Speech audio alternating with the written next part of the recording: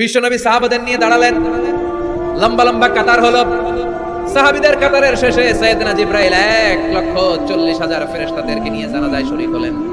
বিশ্বনবী 4 তাকবীর দিয়ে জানাজা পড়লেন। আল্লাহু আকবার, আল্লাহু আকবার, আল্লাহু আকবার, আল্লাহু আকবার। 4টা তাকবীরের মধ্য দিয়ে জানাজা শেষ করলেন।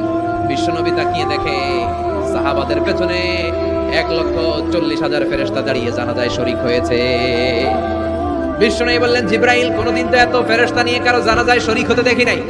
ঘটনা কি? কি এমন আমল ছিল আমার মুয়াবিয়ার, যে আমলের কারণে মুয়াবিয়ার নামটা আল্লাহর আরশে চলে গিয়েছে? 1,40,000 ফেরেশতার বহর নিয়ে তুমি জানাজায় শরীক হয়েছো। কি এমন গোপন আমল ছিল আমার মুয়াবিয়ার, আমারে বলো। সাইয়েদনা জিবরাইল বললেন, নবী, আপনার মুয়াবিয়া বিশেষ একটা আমল করত। উঠতে বসতে চলতে ফিরতে সব সময় আপনার এই সাহাবী পড়তে থাকতো, কুল হুয়াল্লাহু আহাদ, আল্লাহুস সামাদ, লাম ইয়ালিদ ওয়া লাম ইউলাদ ওয়া লাম ইয়াকুল লাহু কুফুয়ান আহাদ।